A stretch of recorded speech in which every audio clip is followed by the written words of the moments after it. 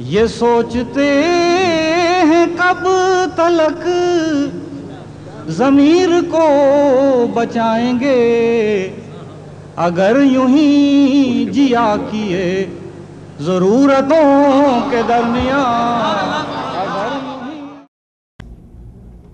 آپ کا یہاں ہونا اس بات کا ثبوت ہے کہ جو آپ کے دل میں لگن ہے کراچی کے لیے، جو آپ کے دل میں لگن ہے ڈاکٹر پیرزادہ قاسم کے لیے، جو آپ کے دل میں لگن ہے اس استاد کے لیے جو کہ 40 برس سے درس و تدریس کے سلسلے میں مصروف ہے، اور ہمارے خیال میں یہی کافی ہے، اور یہ ہمارے دل کی دھڑکنیں آج کہہ رہی ہیں۔ اس بھرے ہوئے ہال جو ہے آپ کے سامنے گواہی دے رہا ہے کہ واقعی نہ صرف یہ کہ پاکستان زندہ ہے دل میں ہمارے، کراچی ہمارے دل میں زندہ ہے، کراچی یونیورسٹی زندہ ہے، اور ڈاکٹر پیرزادہ قاسم یہاں موجود ہیں۔ ان کو یہ اگر کہنا غیر مناسب نہیں ہوگا کہ ہی از اے لیجنڈ۔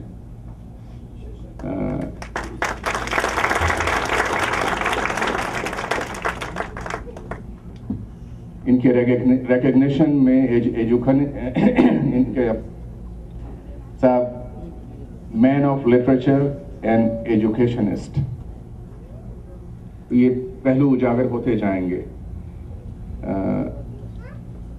کوئی بہت لمبا تعارف نہیں ہے، تعارف یہ خود کرائیں گے آج اپنا۔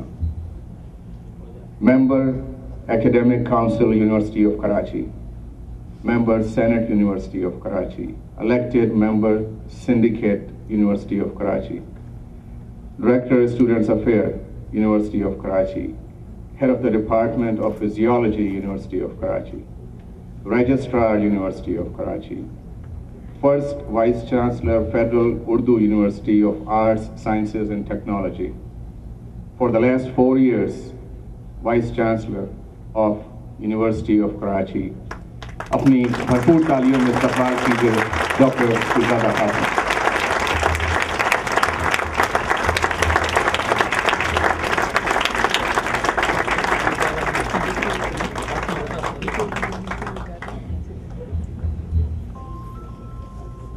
آج کے اس پروگرام میں اور اس مختصر سی نشست جو کہ ہونے جا رہی ہے، جیسا کہ میں نے کہا کہ تعاون کریں گی محترمہ مونا شہاب صاحبہ، ایک دفعہ پھر استقبال کیجیے۔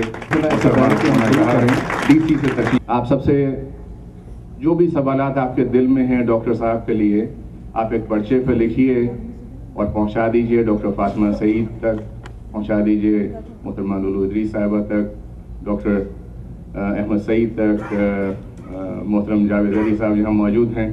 ان کو آپ یہ اگر پرچے پہنچ جائیں تو تقریباً اب سے 40 منٹ بعد وہ سوالات ہماری منافع جو ہیں وہ ڈاکٹر صاحب تک پہنچا دیں گی، اور انشاءاللہ وہ سلسلہ رہے گا۔ تو ڈاکٹر صاحب اگر آپ کی اجازت ہو تو اس پروگرام کا آغاز کریں، جو کہ ایکیڈمک بیک گراؤنڈ تھا اور ہے ابھی۔ 1990 میں تند ہوا کے جشن میں پہلی کتاب ڈاکٹر صاحب کی آئی ادبی حوالے سے، شعلے پہ زبان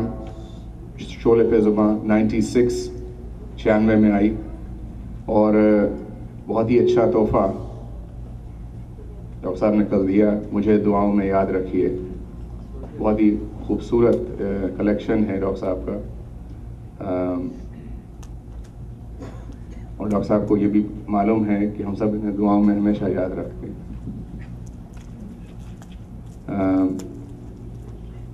اس سے پہلے کہ سوال جواب کا سلسلہ شروع ہو، 4 شعر ڈاکٹر صاحب کے آپ تک پہنچا دیں کہ گھر کی جب یاد صدا دے تو پلٹ کر آ جائیں، کاش ہم اپنی ہی خواہش کو میسر آ جائیں، گفتگو آج تو دو ٹوک کرے گا سورج، ظل سبحانی شبستان سے باہر آ جائیں، اور شب کو یلغار تفکر سے جو بچ نکلوں میں، صبح دم تازہ خیالات کے لشکر آ جائیں، اور اتنی صفاق سماعت بھی غضب ہے کہ جہاں بات پوری بھی نہ ہو ہاتھوں میں پتھر آ جائیں۔ اس مختصر سے 3 اشعار کے ساتھ ڈاکٹر صاحب سلسلہ شروع کرتے ہیں، اور بات چیت میں پتہ لگا کہ ہماری والدہ سے مشیگن میں گفتگو رہی ڈاکٹر صاحب کی، اور آج جب دفتر سے آئے تو ہم نے پوچھا کہ امی سے کیا گفتگو رہی اور آبا و اجداد کا سلسلہ کہاں سے چلا، تو کہیں وہ تو وہی ہم وہیں کے ہیں جہاں کے آپ ہیں۔ تو پتہ چلا کہ ہم لوگ ضلع بجنور سے تعلق رکھتے ہیں۔ ڈاکٹر صاحب کا زیادہ عرصہ دہلی میں گزرا، تو پہلا سوال ڈاکٹر صاحب یہ ہے کہ تھوڑا سا ہمارے ساتھ شیئر کیجئے کہ جس خانوادے سے آپ کا تعلق ہے، ایک بہت ہی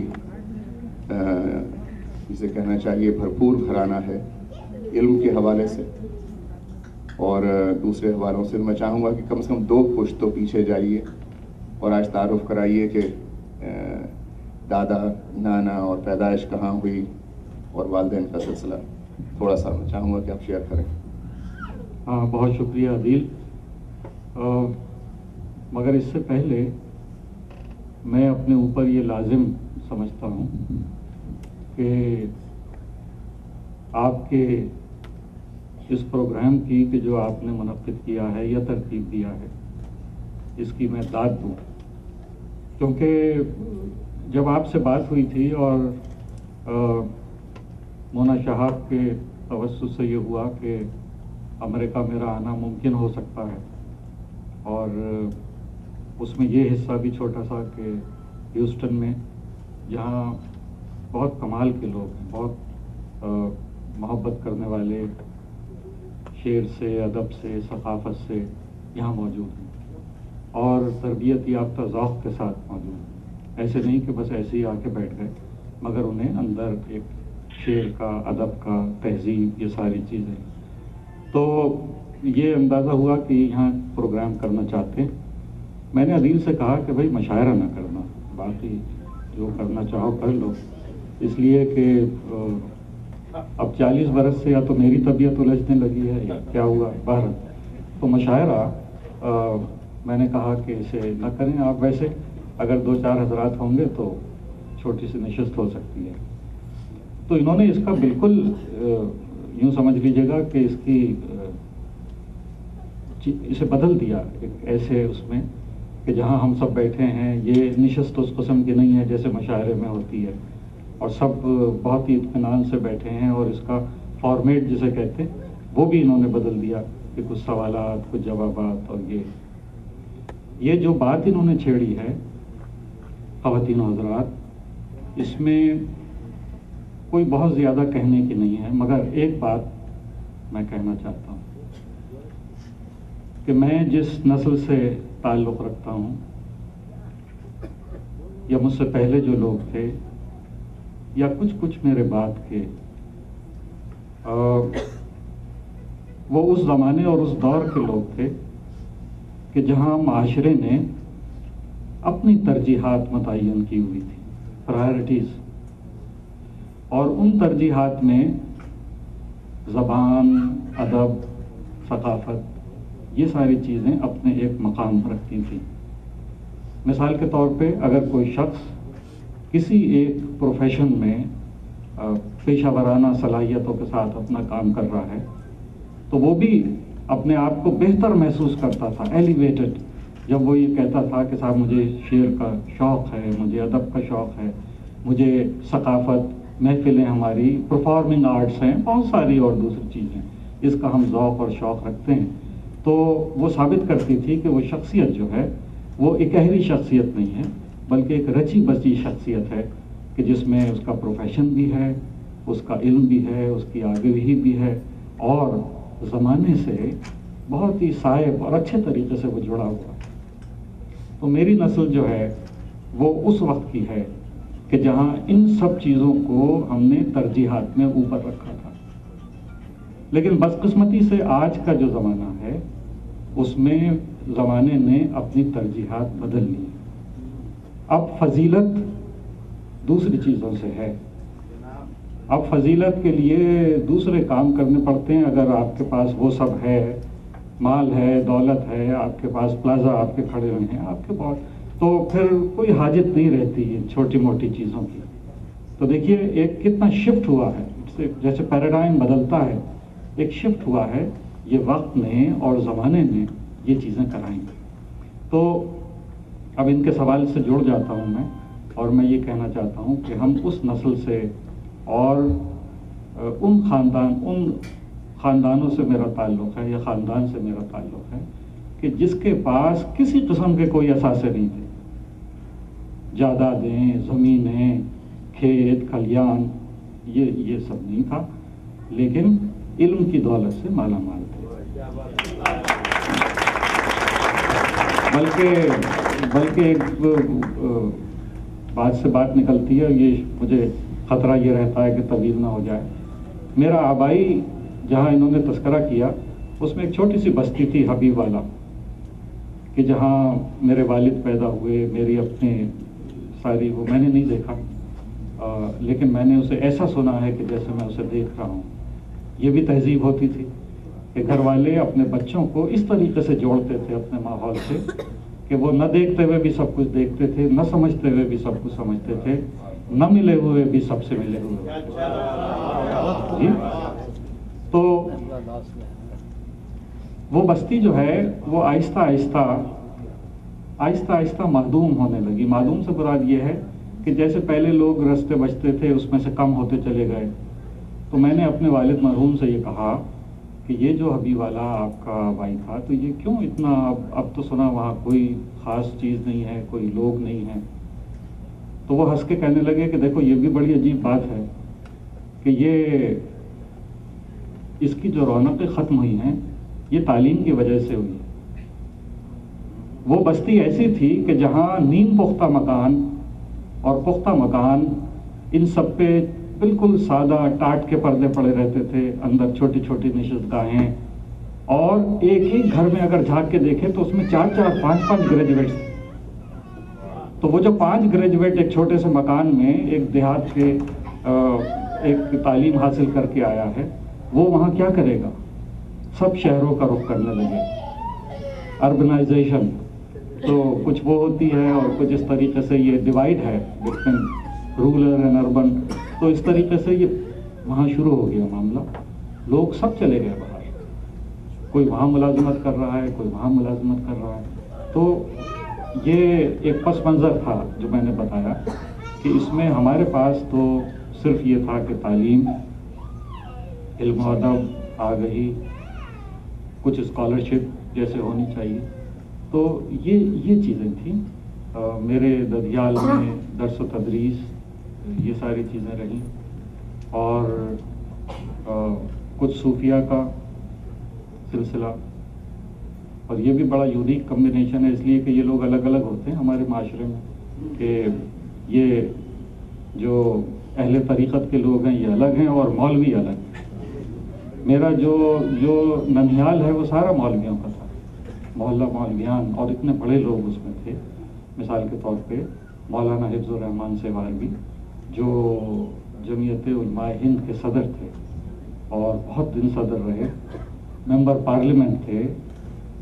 یہ سب پرانی بات بتا رہا ہوں جب پنڈت نہرو اور وہ زندہ تھے. تو وہ ایک ڈاکٹر صاحب آپ کا قدر کلام ہوتا ہے، تھوڑا تھوڑا اپنا سلسلہ بھی ان سے جوڑتے جائیے ریفرنس کے ساتھ ساتھ. بس میں نے بتایا کہ جیسے حفظ الرحمان صاحب یہ میرے ماموں تھے، یا اگر یہاں ادب کے لوگ بیٹھے ہیں اور انہوں نے اگر سنا ہو غالبیات کے حوالے سے ڈاکٹر عبد الرحمان بجنوری کا نام، تو انہیں معلوم ہوگا کہ عبد الرحمان بجنوری، ڈاکٹر عبد الرحمان کا کیا مقام و مرتبہ تھا. انہوں نے کہا تھا کہ ہندوستان میں 2 ہی الہامی کتابیں ہیں، ایک جی ہاں اور ایک دیوانے والے. تو وہ میرے نانا تھے رشتے کے. اور اسی طریقے سے بہت لوگ تھے، سیاست میں بھی تھے. تو یہ ایک سلسلہ مل جل کے چلتا ہے. تو ہمارے پاس وہ نہیں تھا جو دنیا اس طریقے کی تھی، مگر باقی تھا. اور اس نے ہمیں پڑھا. جی ہاں, چاہتے ہیں نام بھی جڑ جائے ہم سے. یہ اس میں آ گئے تو میرے نانا وہ بھی بڑے اہل علم میں سے تھے, انہوں نے کئی کتابیں لکھی. شبیر حسین ان کا نام تھا, اور زیادہ تر ان کی کتابیں جو ہیں وہ دین اور اس کے حوالے سے وہ کرتے رہے ہیں. تو یا مولانا حفظ الرحمان سہواروی کا جو میں نے نام لیا, جو میرے ماموں تھے, ان کا قصص القرآن اتنی جلدوں میں ان کی کتاب ہے, اور اسلامی یعنی اردو زبان میں اسلامی اقتصادات, خورشید عمر صاحب بیٹھے ہیں, پہلی بار جو لکھی گئی اردو زبان میں اقتصادیات کے, وہ بھی ان کی لکھی ہوئی ہے, اسلامی اقتصادیات. تو بس ایسے ہی کام ہیں. والدین ہاں, یہ اچھا, میرے والد محترم مرحوم, وہ ان کا تعلق صحافت سے تھا, اور انہوں نے اس کو صحافت کو اپنا وہ بنایا, پیشہ کہہ لیجیے. اور یہ اس زمانے کی بات ہے کہ جب گویا انہوں نے صحافت سلسلہ شروع کیا سن 1920 میں, اور 1920 میں انہوں نے مختلف, مثال کے طور پہ علامان ایک اخبار تھا مولانا مظہر الدین, اور پھر انہیں شہید کر دیا گیا تھا, تو وہ صحافت کے پہلے شہید کہلاتے ہیں. مولانا مظہر الدین کا علامان بہت مشہور اخبار تھا. تو اسی طریقے سے دیوان سنگھ مفتون کا ریاست, اس سب میں کام کیا. الجمیت, جمعیت علماء ہند کا جو اخبار تھا الجمیت, اس میں بھی میرے والد نے کام کیا. اور اس طریقے سے ہوتے ہوتے, کیونکہ یہاں بھی ڈیوائڈ گھر میں بٹاوا ہے, کیونکہ میرے والد پکے اور کٹر مسلم لیگی تھے, تو اس لیے وہ اس کے ساتھ پوری تحریک میں شریک رہے. اور سن 1945 میں ہفتہ وار ڈان, جو ڈان اخبار اس وقت ہے, یہ مسلم لیگ کا اخبار تھا. مسلم لیگ اس کا ٹرسٹ بنا تھا, مسلم لیگ کے اخبار کی حیثیت سے یہ شروع کیا. اس وقت سے پھر وہ اس سے وابستہ ہو گئے. پھر سن 1900 یہ ڈیلی ڈان پھر بن گیا. اس کے ساتھ اردو کا ایک اخبار نکلا جو منشور کہلاتا تھا, حسن ریاض صاحب اس کے ایڈیٹر تھے. اس میں کام کیا, اور ہوتے ہوتے پھر جد و جہد آزادی اور پاکستان اور تحریک اور پھر پاکستان, تو یہ سب ہوتا رہا صحافت کے میدان میں. مگر پھر پاکستان آنے کے بعد انہوں نے صحافت چھوڑ دی, پھر وہ اتنا زیادہ اس میں نہیں رہے. تو یہ پیدائش کس شہر کی؟ ہاں, میں پیدا ہوا دہلی میں. جی ہاں, 8 فروری سن 1943. تو پتہ نہیں اس وقت کی کچھ باتیں مجھے یاد ہیں اور بہت سی نہیں یاد ہیں, لیکن یہ کہ تحریک پاکستان تھی زوروں پہ جب پاکستان بننے والا تھا 47 میں. تو اس میں یہ نعرے بہت لگتے تھے اور سب مل کے لگاتے تھے, اور ہمیں بھی نہیں معلوم تھا کہ کیا ہے, مگر نعرہ ہم بھی لگاتے تھے, چھوٹے چھوٹے بچے, کہ ہاں بٹ کے رہے گا ہندوستان اور لے کے رہے گا پاکستان. یہ سب یہ سلسلہ تھا. اچھا, اب اس میں بہت سی باتیں ایسی ہوتی ہیں کہ میں نے بتایا کہ میرے والد ڈان میں تھے, اور میرے ایک ماموں اور تھے, ان کا نام تھا تفضل حسین مہر. اس زمانے میں تقسیم سے پہلے انہوں نے ایک کتاب لکھی ہے رہنمائے آزادی, جس میں انگریزوں کو بہت برا بھلا کہا گیا تھا, اور پھر وہ ریشہ دوانیاں بھی بتائی گئی تھیں کہ جو پاکستان کی تحریک کے ساتھ ہو رہی تھیں. اور تو یہ وہ کتاب ان کی لکھی ہوئی تھی بھارت. اور اس میں ہوا یہ کہ جب جیسے یہ پاکستان بنا اور یہ 47 کا اعلان ہوا, اس کے ساتھ ساتھ 2 کام ہوئے. میں اس وقت دہلی میں تھا, میرے گھر والے بھی دہلی میں تھے. خیال یہ تھا, بہت سی چیزیں خیال پہ مبنی ہوتی ہیں, خیال یہ تھا کہ دہلی میں جو ڈان تھا وہ ویسے ہی نکلتا رہے گا, اور پاکستان سے جو ہے یہاں سے اجرا ہو جائے گا، جیسے ایک اخبار دہلی سے ہوتا ہے. یہ نہیں خیال تھا کہ یہ اس طریقے کی وہ ہوگی. لیکن دہلی میں جو ڈان کا دفتر، اس کا پریس، اس کی ساری چیزیں، اسے باقاعدہ آگ لگا دی گئی. وہ سارا ان کا وہ ختم ہو گیا.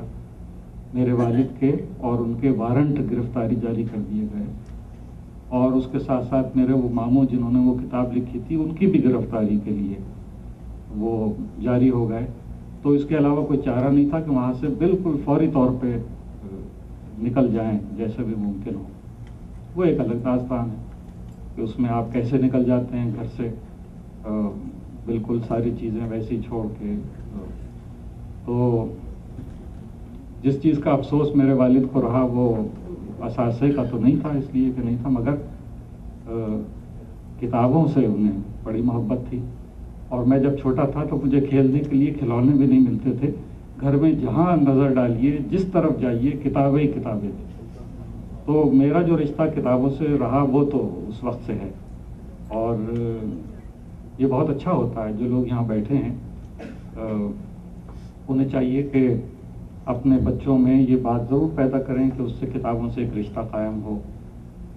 ہمارے زمانے میں ایک بڑی اچھی بات یہ تھی کہ جو اب میں پاکستان میں یہاں تو ہوتا ہوگا، لیکن پاکستان میں ہمارے معاشرے سے وہ نکل گئی.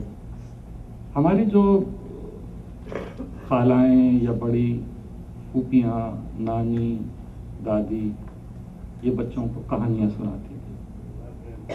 کہانی جب بچہ سنتا ہے اس عمر میں تو وہ اس کے لیے ایک بہت ہی ایک اعلیٰ سطح پہ ایک مہمیز کرتی ہے اس کے فکر کو، اور ایک ان بلڈ سسٹم جو اس کا ہوتا ہے نا وہ بننا شروع ہو جاتا ہے.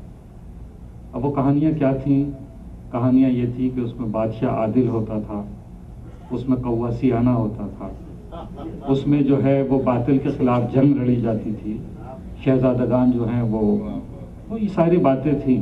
تو جب بچہ بہادری کی داستانیں ہوتی تھیں، تو جب بچے بڑے ہوتے ہیں تو وہ ان کہانیوں کے مثالیے تلاش کرتے ہیں، اور جب اس کی مثالیے تلاش کرتے ہیں تو پھر وہ ظاہر ہے اور کتابیں اور لوگ وہ سب ان کی نظر میں آ جاتے ہیں. اب ہم نے کہانیاں سنانی چھوڑ دی ہیں بچوں کو جس طریقے سے پہلے، اور اس کی کوئی اہمیت نہیں سمجھتے. وہ سمجھتے ہیں کہ خود ٹیلی ویژن دیکھ کے یہ چیزیں سیکھ لے گا، سمجھ لے گا، مگر وہ دوسرے طریقے سے. دیکھیے سیکھتا تو سبھی طریقے سے ہے. میرے کہنے سے آپ کوئی بات مانیں نہ مانیں، مگر کل جب بہت زیادہ نہیں مانیں گے تو آپ کو وقت سمجھا دے گا. اس کا لہجہ اور ہوتا ہے، وہ پھر دوسری طریقے سے سمجھاتا ہے.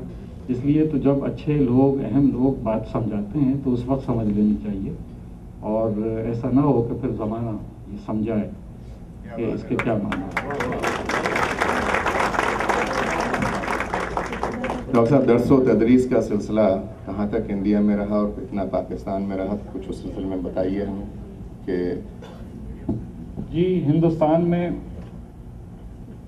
ظاہر ہے کہ میری عمر اسکول کی ہوا چاہتی تھی کہ جب یہ تقسیم ہو گئی، لیکن کیونکہ وہ بستہ اٹھانا اور اس طریقے سے جانا اچھا لگتا تھا، تو مجھے شاید پریکٹس سیشن جیسے ہوتا ہے تو مجھے بڑے بھائیوں کے ساتھ بھیجا جانا شروع کر دیا. تو اس کا مجھے کچھ نقش و نگار کچھ یاد ہیں. وہ اچھا لگتا تھا اسکول جانا اور وہاں. اور بہت سی چیزیں تھیں، مثلاً مجھے اس وقت جو میرے اندر جو چیزیں آ گئیں، مثال کے طور پہ جب میری والدہ جو ہے وہ لوری نہیں سناتی تھی، مگر اس کی جگہ وہ ملی نظمیں سناتی تھی. ان کی آواز بہت اچھی تھی، تو وہ گونج ہوتی تھی، تو اس سے شاید موسیقی میرے اندر رچ بس گئی. اور میں اب بھی یہ سمجھتا ہوں کہ جس طریقے سے آپ کا ایک ستارہ ہوتا ہے، یا آپ کی تاریخ پیدائش اگر ہو تو اس کا ایک پتھر ہوتا ہے کہ جو آپ کبھی کبھی انگوٹھی میں پہن لیتے ہیں، اسی طریقے سے آپ کا ایک راگ بھی ہوتا ہے ہر شخص کا، لیکن ہمیں اس کا پہچان نہیں ہوتی. ہمیں اسے تلاش کرنا چاہیے. اگر وہ راگ اور وہ سر آپ کے پاس ہو اور مل جائے کہ جو آپ کی اس کے ساتھ ملا ہوا ہے، تو وہ آپ کے لیے بہت ہی ایک اچھی اور بہت فائدے کی صورت ہوگی. جتنا آپ اچھا اس سے فیل کریں گے وہ موسیقی سن کے. تو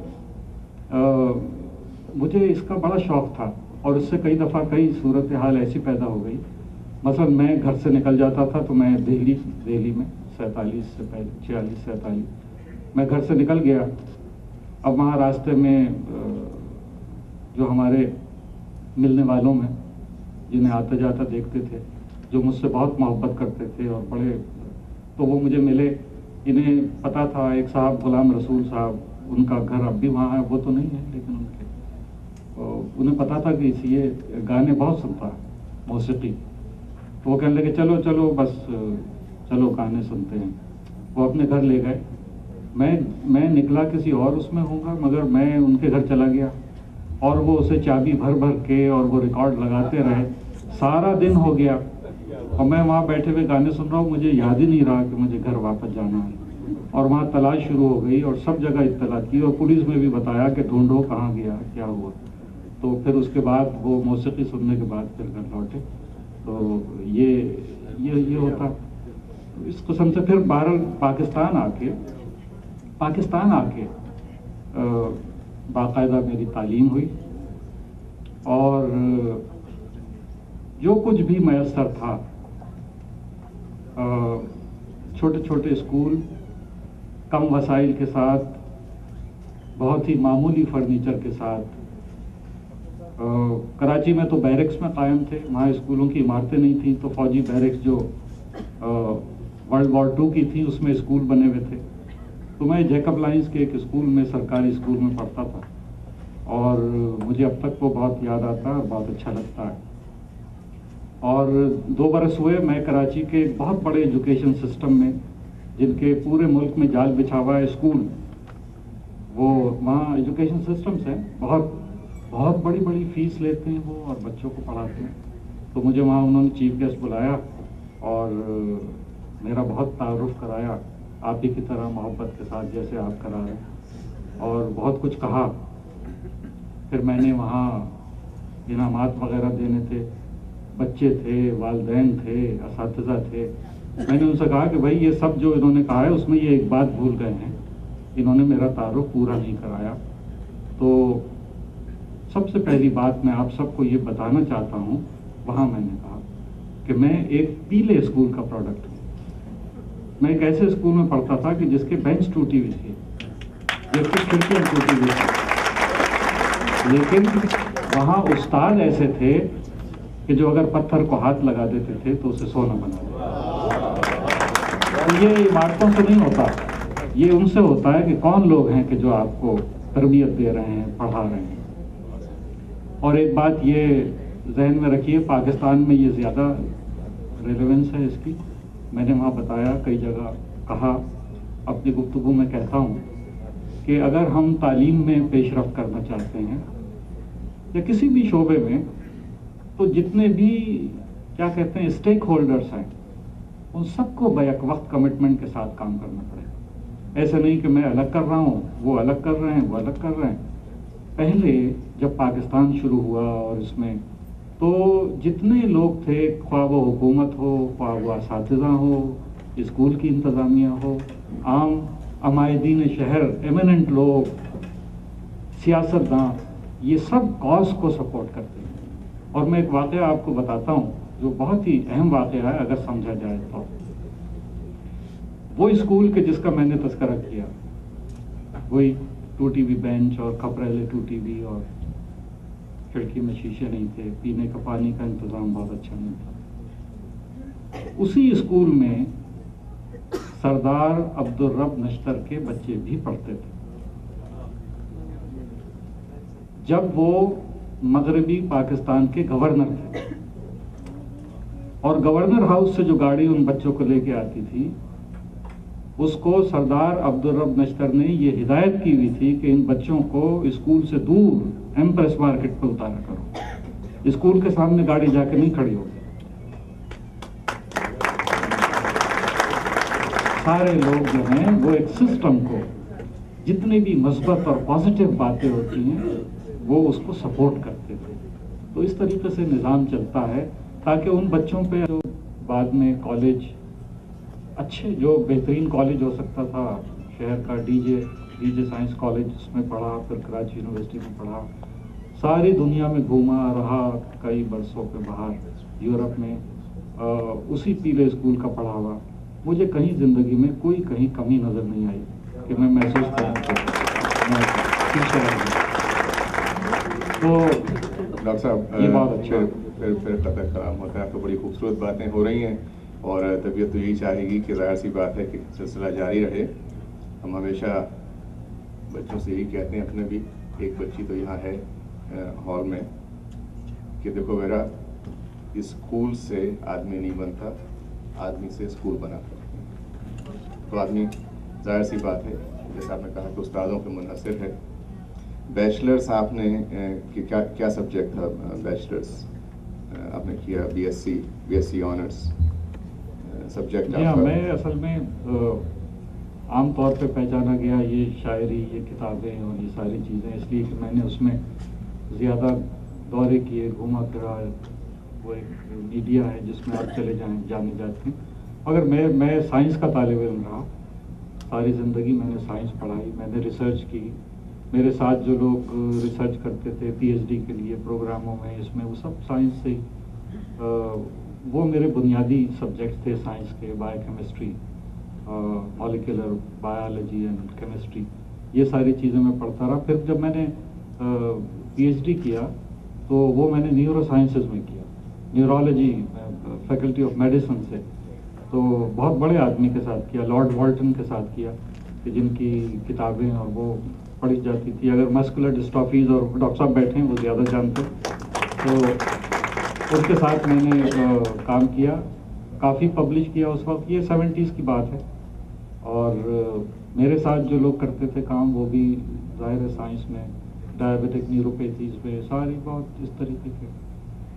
वो ये अलग दुनिया है, ये अलग दुनिया है जिसमें आप सारे दिन अंग्रेज़ी बोलते हैं, साइंटिफिक जर्नल्स आप देखते हैं और उसमें मसरूफ़ रहते हैं। और ये अलग दुनिया है कि इसमें शायरी और मिसरे और रदीफ और फासले, ये सारे। डॉक्टर साहब के 34 पब्लिकेशंस हैं साइंस के हवाले से। मैं चाहूँगा कि डॉक्टर साहब कुछ टॉपिक्स जो उनके रहे मुख्तसरन अगर याद हों। मैंने बता दिया कि एरिया जिसमें मैं काम करता था वो न्यूरो साइंसेस का था, न्यूरोपैथीज़ और ये सारी चीज़ें, मस्कुलर डिस्ट्रॉफीज़। और उसमें बड़ी, देखिए, बात खुशी की होती है कि अगर आपने कोई, मैं जब अपनी पीएचडी की थीसिस कभी देखता हूँ उठा के, 70s की है, तो मुझे बहुत हंसी आती है कि कैसा फजूल सा, बिल्कुल एक कोई काम है।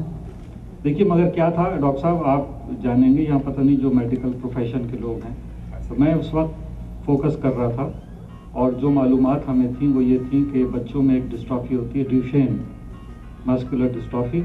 उसमें एक बच्चा पैदा होता है, वो उस जीन के साथ, एक मिसिंग जीन है, डिस्ट्रॉफी, तो उसके साथ, और वो बेचारा बच्चा जो है वो 8-10 साल तक जीता है, और वो हमारे सामने रोज़ थोड़ा थोड़ा मरता चला जाता है। हम उसके लिए कुछ कर नहीं सकते, इसलिए कि उसका जेनेटिक। तो उस ज़माने में जब मैं काम कर रहा था तो ये तो पता था कि इसकी कोई जीन है, डिफेक्टिव जीन है, मगर ये जीन अपने आप को कहाँ एक्सप्रेस कर रही है, कौन सा प्रोडक्ट है या नहीं है, किस तरीके से कर रही है। तो उस वक्त इतनी तरक्की नहीं हुई थी। तो मैं जो काम करता था वो मैं यही साबित करने की कोशिश कर रहा था अपने तौर पे कि ये मसल सेल, सार्कोलेमा जो कहलाता है, मसल सेल की प्रोटीन है इस स्ट्रक्चर में। उसके साथ जो मुझे ख्याल होता है, जो शवाहिद मौजूद हैं कि ये वहाँ एक्सप्रेस करती है और वहाँ इसका प्रोडक्ट मौजूद होना चाहिए। उसके बाद 80s में आके, 80s के आखिर में जब वो जीन आइसोलेट हुई और उसका प्रोडक्ट आइडेंटिफाई हुआ, तो वो वही मसल सार्कोलेमा में मौजूद है, और वो वही जो अब डिस्ट्रॉफिन कहलाती है, वो वही प्रोटीन वही निकली। तो इस वजह से आप कहिए कि जो उस वक्त हम कर रहे थे वही बाद में साबित हुआ और वो सामने आ गया। डॉक्टर साहब, तालीम का सिलसिला तो जारी रहा, अचीवमेंट्स माशाल्लाह से आपकी जो हैं वो सामने हैं सबके। ये बताइए कि जैसा कि गोपी चंद नारंग साहब ने लिखा, रणदीप कासनी साहब ने लिखा आपके लिए, और दीवारों पे लगे हुए हैं रेफरेंसेस, कि न सिर्फ खूबसूरत लहजे के शायर हैं डॉक्टर साहब, खुद भी बहुत खूबसूरत, और गज़लें बहुत खूबसूरत, तरन्नुम बहुत खूबसूरत। तो ये कराची यूनिवर्सिटी में तालीम का सिलसिला रहा तो अरेंज मैरिज थी या कुछ सिलसिला दूसरा था? ये आपने बड़ी घुमा फिरा के पूछी बात, कैसे पूछ लेते तो आप इस उम्र में तो कोई ऐसी बात नहीं कि ना बताई जाए। देखिए वो ऐसा है कि हम यानी जब ऑनर्स में मैं पढ़ रहा था तो उस वक्त हमारे साथ जो लड़कियां थीं, अब तो लड़कियां नहीं नजर, और उस ज़माने में भी असल में जो पुराने लोग हैं यहाँ बहुत यूनिवर्सिटी के बैठे हैं, और मैं ये एलुमनाई एसोसिएशंस में जाता हूँ, हमारे यहाँ भी हैं, और मैं उनसे ये कहता हूँ कि जो एक समझ लीजिए कि यूनिवर्सिटी से फारिग तहसील जो तालिब इल्म होते हैं उनकी एक साइकी होती है, और वो ये समझते हैं कि सारी सरखुशी और जो है वो हमारी नस्ल पे ख़त्म हो गई। हालांकि उनके बाद में आने वाली नस्ल जो है वो भी वैसे ही इंजॉय करती है अपने ज़माने में। तो ये साइकी होती है, हम समझते हैं कि हमारा दौर सबसे अच्छा था, सबसे बेहतर था। तो राशिदा जो मेरी बीवी हैं, डॉक्टर राशिदा, आजकल SIUT में है, अदीबुल हसन रिजवी साहब, तो वो भी यूनिवर्सिटी में पढ़ाती थी मेरे साथ, बायोकेमिस्ट्री डिपार्टमेंट में वो थी, मैं दूसरे जगह था, चेयरपर्सन थी बायोकेमिस्ट्री की, फुल प्रोफेसर थी, मुझसे ज़्यादा बेहतर साइंटिस्ट है, काम करती हैं। तो वो भी हमारे साथ थे, और फिर राशिदा से मेरी शादी हुई। लेकिन उनके घराने में हमारे पहचान, जान पहचान, और इसलिए कि उनके वालिद वो खुद बहुत बड़े वो थे, ज्योग्राफी के प्रोफेसर, अलीगढ़ में पढ़ाते थे। फिर उसके बाद जब कराची यूनिवर्सिटी बनी 53 में उन्होंने कराची यूनिवर्सिटी ज्वाइन कर ली, अपने रिटायरमेंट तक वो वहीं पढ़ाते रहे। तो वो सारा जो है वो जान पहचान जैसे होती है। तो मेरी शादी में राशिदा के साथ जो सबसे अच्छी बात जो आई सामने वो ये कि मैं बिल्कुल एक खुली किताब के मानंद उसके सामने था, इसलिए कि मेरी दोस्तियाँ, मेरे ताल्लुकात, मेरा उठना बैठना, पसंद नापसंद, मैं ज़रा मुश्किल आदमी हूँ वैसे, तो वो सब उसे बहुत अच्छी तरीके से अंदाज़ा था। और जब वो शादी हुई है, हमने कोई वैसे नहीं कर ली थी कि उस वक्त तो कोई ऐसी बात थी भी नहीं, ये बाद में मेरी समझ में आई। तो जैसे अचानक कर लेते हैं, नौखेज़ी, 9 उम्री की, लेकिन मेरी शादी तो खासी उसमें हुई है कि हम पढ़ाते हुए, मुझे मेरा ख्याल है कोई तकरीबन 8 साल यूनिवर्सिटी में मैं पढ़ा चुका था, वो भी पढ़ा रही थी, तो बाकायदा होशो हवास, सोच समझ के। तो ये है, और मेरा ख्याल है उससे बहुत फ़ायदा हुआ। मैं उसे जानता हूँ, वो मुझे जानती है, हमारे दरमियान किसी किस्म की कोई उलझन कभी पैदा नहीं हो सकी, तो ये एक अच्छी बात है।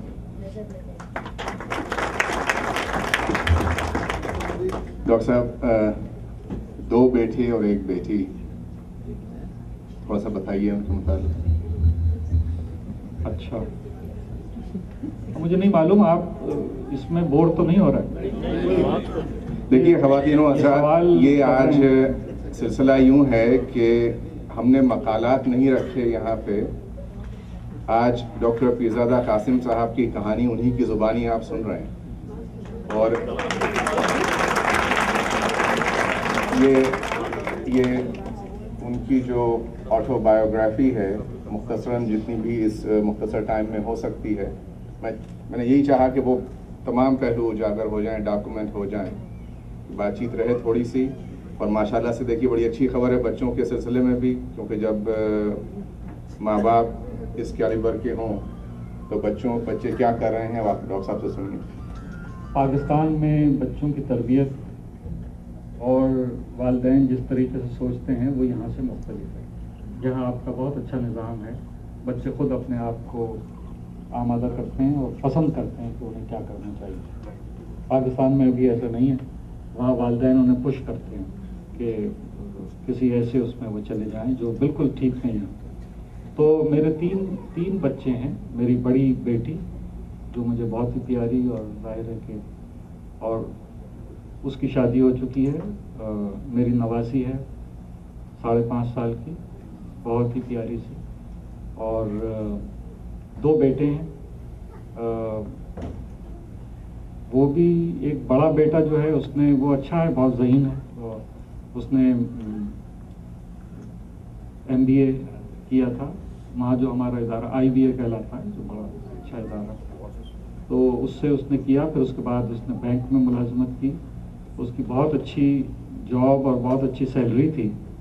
پھر ایک دن وہ مجھ سے کہنے لگا کہ میں تو کچھ اور چاہتا ہوں. میں نے کہا بھائی اب تم اپنی پسند ہی سے کر رہے ہو تو اب کیا چاہتے ہو؟ تو میں نے سمجھا کہ شاید اسے خیال آیا کہ میری ماں PhD ہے, میرے باپ PhD ہیں, میرے کزنس PhD ہیں, میرے میرا خیال ہے کتنے لوگ تو ہیں ہمارے یہاں. تو اس نے کہا کہ میں تو PhD کروں گا اکنامکس میں بینک فی الوقت نہیں کرنا چاہتا. میں نے کہا چھوڑ دو. اس نے بینک چھوڑ دیا. اب وہ اکنامکس میں PhD کر رہا ہے. میرا خیال ہے اگلے سال کر لے گا. تو اس کا شوق ہے وہ پورا ہو جائے گا. یہ چھوٹا والا ہے. صاحبزادے کا نام تو ہمارے ساتھ. جی, میری بیٹی کا نام ہے شادمہ. اور نواسی کا نام ہاں اس کا میری نواسی ہے دعا. اور میرا جو بیٹا ہے بڑا اس کا نام ہے دانش احمد. اور جو چھوٹا ہے اس کا نام ہے دائم. تو چھوٹا والا ہے وہ بھی MBA کیے ہوئے ہے. اب اس نے جاب شروع کی ہے. تو یہ لوگ اپنا کہیں نہ کہیں سیٹل ہو جائیں گے. مگر پاکستان کے حوالے سے جو میں نے بات کی تھی اس کا عملی ایک سلسلہ میں خود بتاتا ہوں. دیکھیے وہاں جو والدین اتنے تعلیم یافتہ یا چیزوں کو سمجھ بوجھ والے نہیں ہیں تو ان سے تو خیر بھول چوک ہو سکتی ہے. لیکن یہ جو بات میں نے کہی تھی اس میں بہت بڑی بھول ہم سے خود ہوئی. میری بیوی یہ سمجھتی ہے کہ بچے ذہین ہوتے ہیں, محنتی ہوتے ہیں, آپ انہیں جس طرف لگا دیں گے وہ اپنی کارکردگی ظاہر کریں گے اور وہ کر بھی لیتے ہیں. تو میری بیٹی کو جو پڑھنے میں اچھی تھی, ہمیشہ اچھی تھی, انہوں نے اسے میڈیکل کالج میں بھیج دیا. اچھا وہ وہاں جاتی رہی. میں نے اسے غور کیا کہ کیسے پڑھ رہی ہے, کچھ کمفرٹیبل ہے نہیں ہے, کچھ سمجھ میں میرے زیادہ آیا نہیں. جب اس کا فرسٹ پروفیشنل ہو گیا اس نے کسی نہ کسی طرح کیا. اور جب وہ ڈاکٹر صاحب پھر وہ شروع ہو جاتی ہیں اس کی وہ ہاؤس کیا ہوتا ہے نہیں ہاں. تو اس میں پتہ یہ چلا کہ وہ اگر کوئی مریض کسی کو دیکھے کہ جو مریض وہاں آیا ہوا ہو درد میں ہو تو اس سے پہلے تو وہ خود بے ہوش ہو جائے گی. تو اس کا مطلب یہ ہے کہ اس کے ساتھ ایک زیادتی ہو رہی ہے کہ آپ اسے میڈیسن میں اور اسے دھکیل رہے ہیں. تو ذکی حسن صاحب سے میں نے کہا کہ یہ تو بچی میری جو ہے یہ مجھے نہیں لگتا کہ یہ بہت اچھا فیل کر رہی ہوگی. انہوں نے کہا کہ بھائی آپ بالکل ٹھیک کہہ رہے ہیں, کوئی ضروری نہیں ہے. ڈاکٹر ذکی حسن بہت ہی ظاہر ہے ہمارے استاد. اور میں نے گھر آ کے اس سے کہا کہ بیوی بات یہ ہے کہ یہ تم یہ سمجھو کہ تم یہ پڑھ ہی نہیں رہی ہو, بی ریلیکس, کوئی پریشانی نہیں ہے. ابھی آپ نے فرسٹ پروفیشنل کیا, چھوڑو. وہ بہت سکون سے, میں نے سمجھا کہ اس نے بہت سکون کا سانس لیا. میں نے جب اس سے پوچھا کہ تم کرنا کیا چاہتی ہو, اس نے کہا کہ یا تو میں گرافک ڈیزائننگ کروں گی یا انگلش لٹریچر. اب آپ دیکھیے کہ کہاں کا روڑا کہاں. تو اس کے بعد اس نے میں نے اسے آذر زوبی صاحب کے ساتھ ایکسپوز کیا جو ہمارے عہد کے بہت بڑے انٹیریئر ڈیکوریٹر اور ڈیزائنر. اور اس نے ایکسیلنٹ کام, اتنا زبردست کام اس نے وہاں کیا کہ آذر زوبی صاحب بھی اس پہ بہت خوش ہوا کرتے تھے. تو وہ اس نے وہاں سے ساری چیزیں سیکھی اور وہ بہت اچھی بہترین ہے. ہم دھکیلتے ہیں بچوں کو, ادھر جاؤ, یہ کرو, وہ کرو, وہ ایسا اچھا نہیں ہوتا. بہت شکریہ ڈاکٹر صاحب. اب ہم چلتے ہیں منافع آپ کی طرف کہ تھوڑا سا ادبی حوالوں سے میں چاہوں گا کہ کچھ سوالات آپ کریں, اور اس کے بعد امید مجھے یہ ہے کہ آپ لوگوں نے اپنے سوال جو آپ کرنا چاہ رہے ہیں, ہم چاہیں گے کہ 5-6 سوال آڈینس سے یہاں تک پہنچ جائیں ڈاکٹر فاطمہ تک. لیکن اس سے پہلے منافع, اس سے پہلے کہ میں خواتین حضرات زحمت دوں کسی بھی سوال کی ڈاکٹر صاحب کو, میں اپنے استاد محترم یہاں میں ان کے روبرو آج میرے لیے بہت اعزاز کی بات ہے یہ, تو میں کچھ اپنے احساسات کا جو اظہار ہے ضرور کرنا چاہوں گی ان کے لیے. اور وہ یہ کہ جب قدرت اپنے کسی خاص بندے پہ زیادہ مہربان ہوتی ہے تو اس کو تخلیقی صلاحیتوں سے نواز دیتی ہے, اور خوش نصیب ہوتی ہے وہ قومیں, وہ ملک جہاں ایسے تخلیقی جواہر پیدا ہوتے ہیں کہ جن کی چمکتی فکر سے ہماری نگاہیں خیرہ ہو جائیں. یہ دانشور, مفکر, یہ با علم و عمل لوگ ہماری قوم کا گراں قدر سرمایہ ہوتے ہیں. یہ قوم کی تہذیبی ترقی, اخلاقی قدروں اور علمی معیار کو بلند کرنے کے لیے ستونوں کا کام دیتے ہیں. یہ وہ فرسٹ اوپینین میکر ہوتے ہیں جن کی کسی بھی رائے کو ہم حتمی رائے سمجھتے ہیں. جو قومیں اپنے دانشوروں, اساتذہ, قلمکاروں کی قدر نہیں کرتی وہ جہالت کے اندھیروں میں بھٹک جاتی ہیں. خوش نصیب ہیں ہم لوگ اور خوش نصیب ہے یہ شام کہ ہمارے وطن عزیز کے عظیم شاعر اور ادبی دنیا کے تابندہ ستارے, شعبۂ تعلیم کی ایک انتہائی اہم شخصیت ہمارے درمیان استاد محترم جناب پیرزادہ قاسم یہاں تشریف رکھتے ہیں. ہم ان کی ادبی اور علمی معلومات سے استفادہ کرنے کے لیے یہاں جمع ہوئے ہیں. آئیے شام کو ہم آگے بڑھاتے ہیں اور ایک یادگار شام بناتے ہیں. اور یہ میں ضرور کہنا چاہوں گی کہ یہ ایسے لوگ ہیں جن کے سبھی ماتھے سے نمود صبح تجلی ادھار لیتی ہے. یہ ایسے لوگ ہیں جن کے سبھی ماتھے سے نمود صبح تجلی ادھار لیتی ہے کہ جن کے فن کے حسین شبنمی اجالوں میں بہار ڈوب کے چہرہ نکھار لیتی ہے. تو آئیے اس خوبصورت شام کو آگے بڑھاتے ہیں. اس قیمتی شام میں ہم اپنے جو بھی آپ کے ذہن میں سوالات ہیں جو آپ ڈاکٹر صاحب سے کرنا چاہتے ہیں, ابھی تعلیم کے شعبے سے متعلق کافی سوالات کیے گئے, آپ کی ذاتی زندگی کے بارے میں ہم نے بہت کچھ جانا. اب ہم اس پہلو سے بات کر رہے ہیں جو ڈاکٹر صاحب کی شخصیت کا بہت ہی اہم اور خوبصورت پہلو ہے, یعنی اردو ادب, شعر و شاعری, شعر و سخن. تو سب سے پہلے تو میں ہی سوال کرنا چاہوں گی اگر اجازت ہے ڈاکٹر صاحب, کہ زبان کے حوالے سے جو بھی اس کی ترقی اور ترویج میں آپ کا حصہ ہے, میں یہ جاننا چاہوں گی کہ اردو پاکستان کی قومی زبان ہے, تو کیا اس کی بقا کے لیے ہماری حکومت آپ کے خیال میں اس وقت تسلی بخش کام کر رہی ہے یا نہیں؟ آپ کا بہت اچھا سوال ہے. دیکھیے, اردو ایک بہت ہی منفرد اور عجیب زبان ہے. یہ ایک ایسی زبان ہے کہ جس کی ترقی یا ترویج یا اشاعت کے لیے کسی نے کوئی کام نہیں کیا, اور یہ زبان اپنی قوت پہ, اپنی نمو پہ یہ موجود ہے اور یہ موجود رہے. پاکستان کے حوالے سے خاص طور سے, ویسے بھی اگر لوگ اعداد و شمار جمع کرتے ہیں تو غالباً بولی جانے والی زبانوں میں اردو دنیا کی تیسرے نمبر پہ زبان ہے. کہ آپ اگر گلف میں چلے جائیے, پورے ہندوستان میں گھومیے, پاکستان, نیپال تک اوپر چلے جائیں, یہ سب جگہ اردو سمجھ لی جاتی ہے, بولی جاتی ہے. اور ادھر افغانستان کی طرف نکلیں تو وہاں بھی, ایران میں بھی کچھ. تو یہ ایک بڑا, اور پھر یہ جو نئی آبادیاں ہیں جنہیں ہم کہتے ہیں کہ جیسے آپ کا امریکہ ہے یا یورپ کے بہت سے ملک, تو یہ بولی جانے والی زبانوں میں بہت اہم زبان ہے. اچھا, اس میں قوت نمو ہے اس طریقے سے کہ یہ دوسری زبانوں کے الفاظ بہت ہی آسانی سے اور اپنے اندر جذب کر لیتی ہے. کسی زمانے میں تو یہ سمجھا جاتا تھا کہ اس طریقے سے جو زبان میں چیزیں آتی رہیں تو زبان خراب ہو جائے گی، بگڑ جائے گی، لیکن اس قسم کا تردد نہیں کرنا چاہیے. زبان کی صحت کے لیے دوسرے کام ہیں کہ تلفظ اچھا ہو، بولا صحیح جائے، معنی اس کے صحیح ادا ہو رہے ہوں وہ، لیکن نئے الفاظ جو اس میں آئیں گے وہ زندہ زبانیں ایسی ہوتی ہیں کہ کچھ چیزیں متروک ہوتی ہیں، نکلتی جاتی ہیں اور اس سے زیادہ آتی جاتی ہیں. تو اردو اس لحاظ سے کافی ترقی کر رہی ہے اور کرتی رہے گی. پاکستان کے حوالے سے اردو کا ایک خاص مقام ہے.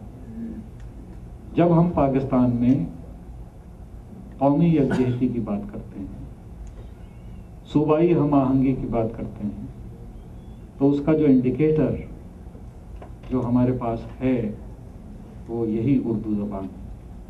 یہ اردو زبان جو ہے یہ پورے یعنی پاکستان میں سب جگہ بولی جا رہی ہے، سمجھی جا رہی ہے. سارے کاروبار زندگی جو عام لوگوں کے ہیں وہ اسی میں ہو رہے ہیں، اور یہ بہت اچھا سائن ہے. ہمارے ہاں جو میٹرک کا امتحان ہوتا ہے جس میں بہت بڑی تعداد میں طالب علم امتحان دیتے ہیں، تو وہ سمجھ لیجئے گا کہ اس کو اگر ٹوٹل کر لیا جائے کہ کتنے لوگ ہیں تو اس میں سے 95% اپنا جواب اردو میں لکھتے ہیں. اس کے بعد پھر دوسری اگلی سطح پہ آ کے پھر وہ انگریزی میں تعلیم ہو گئی. تو اردو اس حوالے سے زندہ ہے. اردو کا کیا کہوں، ہر زبان کا ایک رشتہ ہوتا ہے اس کے بولنے والوں سے. رشتے جو ہیں دو قسم کے ہیں، ایک ضرورت کا رشتہ ہے، ایک محبت کا رشتہ ہے.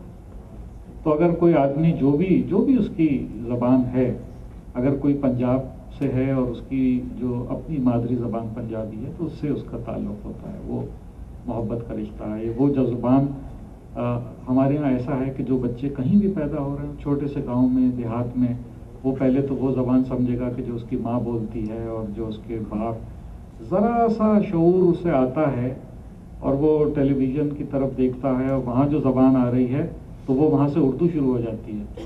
جب وہ گلی کوچے میں جاتا ہے تو اردو شروع ہو جاتی ہے. جب وہ کاروبار کرنے اس میں دکانوں پہ جاتا ہے تو وہاں سے اردو. تو اس کا ایک سلسلہ جڑ جاتا ہے ہر بچے کا.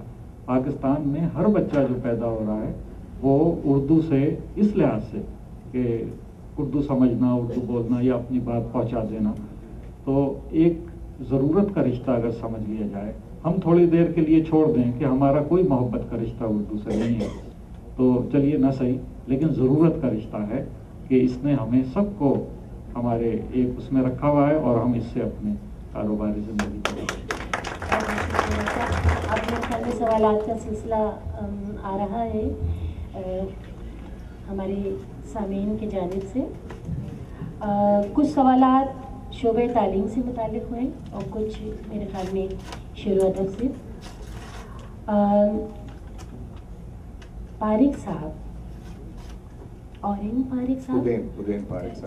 پارک صاحب نے سوال کیا ہے شاعری کے حوالے سے کہ آپ نے کس کے سامنے زانوئے ادب جو ہے وہ رہے گی. ہاں، وہ یہ پوچھنا چاہ رہے ہیں کہ استاد جی آپ کے استاد محترم. ہاں، شاعری میں تو مجھے نہیں لگتا کہ کوئی باقاعدہ، اور ہمارے زمانے تک آتے آتے یہ باقاعدہ استادی اور شاگردی کا اتنا چرچا نہیں تھا. تو لیکن مجھے سب سے زیادہ فائدہ یہ پہنچا کہ جو اسکول کے زمانے میں جو استاد تھے اس میں سے کئی وقت کے بڑے اہم شاعر تھے، اور جب کبھی آپ اگر کچھ لکھ لیں اور وہ ایک نظر دیکھ لیں تو اس سے شروع ہی میں آپ میں ایک تربیت اور ایک کانفیڈنس پیدا ہو جاتا تھا. ہمارے ایک استاد تھے عبداللہ خاور، ان کا بہت اہم مقام اور نام رہا.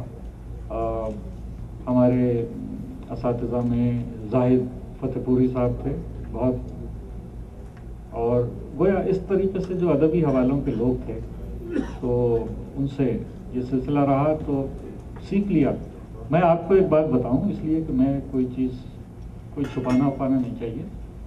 یہ جو شاعری ہے یہ بھی ایک علم ہے، اور یہ جو کمپوز کی جاتی ہے، جو مصرع موضوع کیا جاتا ہے اور جس ترتیب سے الفاظ رکھے جاتے ہیں اور جو شعر بناتے ہیں تو اس میں ردیف اور قافیے اور اوزان اور بحریں، یہ ساری اس کی ٹیکنیکس ہیں.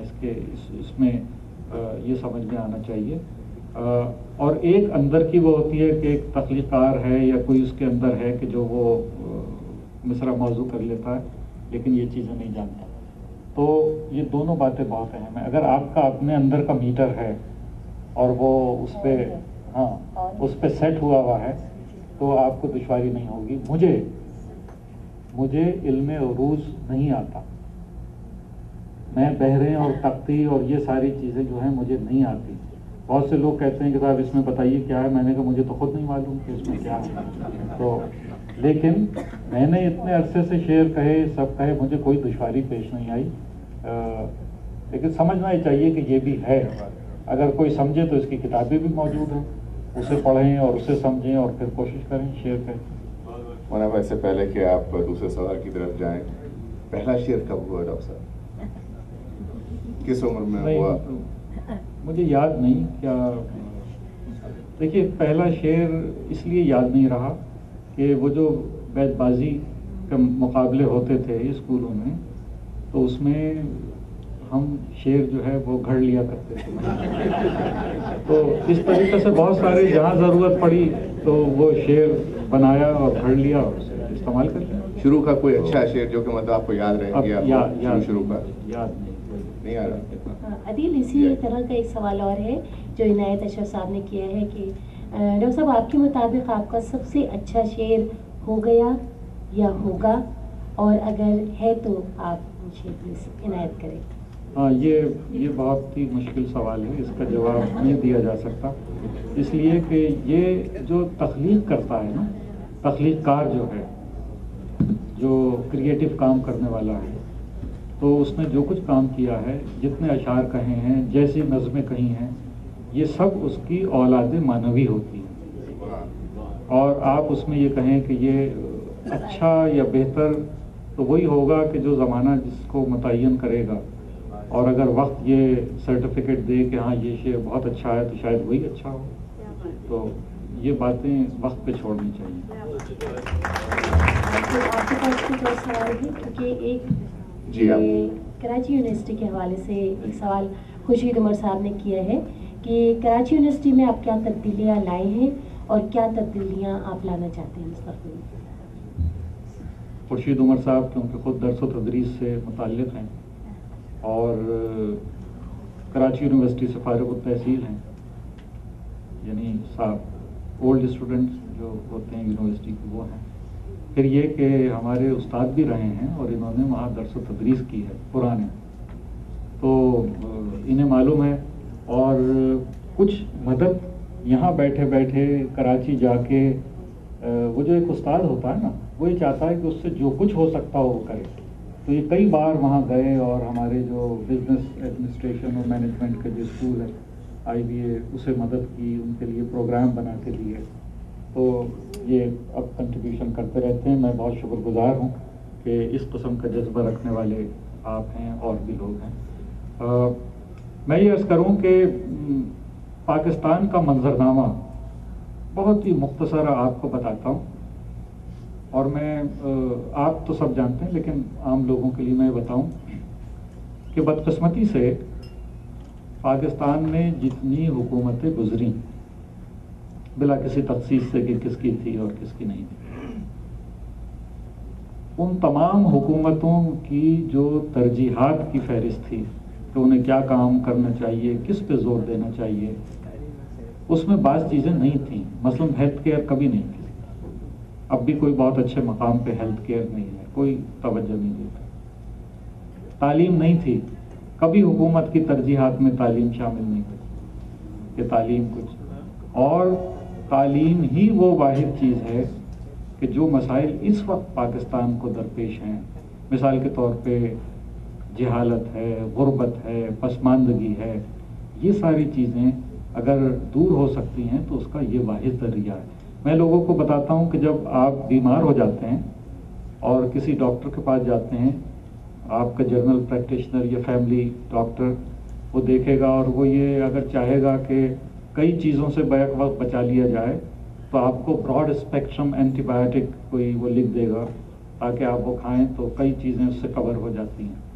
تو یہ جو میں نے کہا کہ غربت ہے، جہالت ہے، پسماندگی ہے، اگر یہ دور کی جا سکتی ہے تو اس کا صرف ایک ذریعہ ہے کہ پاکستان کو تعلیم پہ توجہ دینی چاہیے. میں نے کئی موقعوں پہ یہ بھی کہا کہ ہمارے ملک میں، پاکستان میں ایمرجنسی بھی نافذ رہی ہے.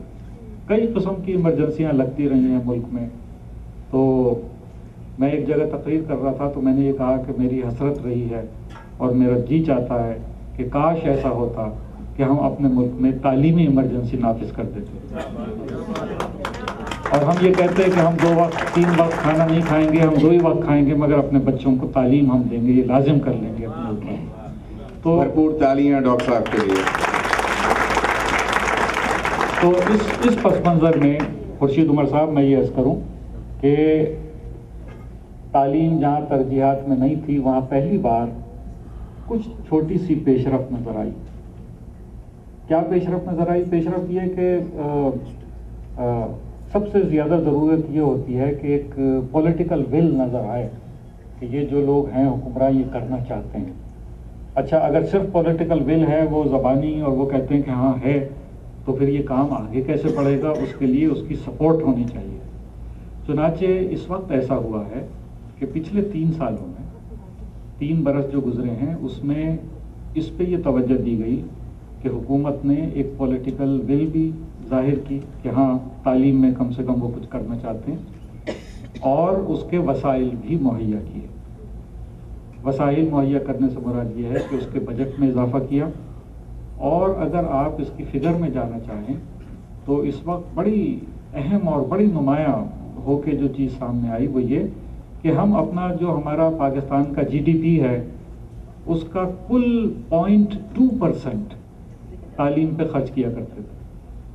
اب بتائیے آپ، بھلا یہ کسی اور سے کہیے گا بھی نہیں، وہ بات ہی یہاں والے کسی کو بتائیں گے تو وہ بہت عجیب صورتحال پیدا ہوگی، وہ کہیں گے کون لوگ ہیں. تو 0.2% سے، جبکہ دنیا میں منیمم اسینشیل جو ہے وہ GDP کا 4% لازمی خرچ کرنا چاہیے تعلیم پر. 4%. سو 0.2% سے ہم اسے لے کے چلے اور اب ہم اس بجٹ میں نئے میں 2+ پہ پہنچے ہیں، 2%+، اور یہ 4% تک جائے گا.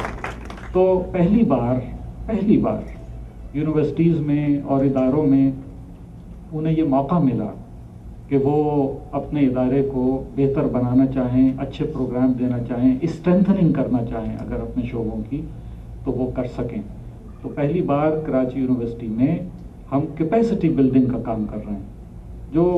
جنہوں نے اگر فرض کیجئے 4 برس پہلے نہیں دیکھی ہے یونیورسٹی تو وہ اس وقت جائے گا تو اسے ذرا سی وہ ہوگی کہ یہ اتنا تیزی سے اور اتنا زیادہ کیپیسٹی بلڈنگ کا کام ہو رہا ہے جس میں ہمارے شعبوں کی اسٹرینتھننگ ہو رہی ہے، فیکلٹی بلڈنگ کر رہے ہیں. اس لیے کہ یہ ہوا تھا پہلے کبھی توجہ نہیں دی، ایک آدمی کسی شعبے سے ریٹائر ہوتا ہے، اہم آدمی، کون اس کی جگہ لے گا؟ وہ ریٹائر ہو گئے، شعبے خالی ہوتے چلے گئے، لوگ باہر چلے گئے. تو اب ان کو دوبارہ سے برین ڈرین جو ہے وہ اس کو ریورس کریں آپ اور لے کے آئیں. اس کے لیے چیزیں بنائی ہیں، تیار کی ہیں، فیکلٹی ہائرنگ کی ہے، فورن فیکلٹی ہائرنگ کی ہے. لوگوں سے کہتے ہیں کہ آپ شارٹ پیریڈ سے لانگ پیریڈ جتنا بھی آپ کنٹریبیوٹ کرنا چاہیں وہ وہاں آئیں، اپنے پسند کے شعبے میں آئیں. تو بہت زیادہ تنخواہ نہیں دے سکتے لیکن پھر بھی مطلب یہ ہے کہ $7-8 ہزار جو ہے وہ تو مل ہی جاتے ہیں، اس سے تو شروع ہوتا ہے اور اس سے زیادہ تنخواہ بھی دی جا رہی ہے. یہ سب ہم کام کر رہے ہیں تاکہ ہماری جو ڈی ٹریک ہو گئے تھے پہلے اسے ری ٹریک کیا اور ری ٹریکنگ کرنے کے بعد اس کی اسٹرینتھننگ شروع کی. اس وقت کیپیسٹی بلڈنگ کا کام بہت ہو رہا ہے اور امید ہے کہ اس کے نتائج 4-5 برسوں میں تقریباً سامنے آئیں گے. ایک دفعہ پرویز مشرف صاحب نیا کوئی 3 برس پہلے وہ آئے تھے میرے یہاں یونیورسٹی میں. میں نے ان سے کہا اور بھری محفل میں کہا، میں نے کہا کہ صاحب لوگ آپ سے کہہ رہے ہوں گے کہ کہاں پیسہ کھپا رہے ہیں، تو ان کی باتوں میں نہ آئیے گا. میں نے وہیں کہا اسٹیج پہ، میں نے یہ کہا کہ یہ انویسٹمنٹ بڑا مختلف ہے، اس میں وقت لگتا ہے اس کے ریٹرن میں. تو آپ جس طریقے سے اسے سپورٹ کر رہے ہیں، حکومت سپورٹ کر رہی ہے، اس کا بہت شکریہ. اسے جاری رکھیں. تا وقت ہے کہ 4% پہ ہم جائیں، ہمارے ادارے صحیح معنوں میں اچھی کارکردگی کے ساتھ سامنے آ جائیں. تو اب دیکھیے اگر جاری رہتا ہے، نہیں تو دنیا میں مختلف ماڈلس ہیں. نائجیریا کا ماڈل آپ کے سامنے ہے کہ انہوں نے بہت انویسٹمنٹ تعلیم میں ڈالا، اس کے بعد فوراً ہاتھ کھینچ لیا تو ساری چیزیں آ کے بیٹھ گئیں. تو ہم یہ چاہتے ہیں کہ ہماری پوری یعنی پاکستان میں جو سوسائٹی ہے ہماری نالج بیس سوسائٹی پہ جائے.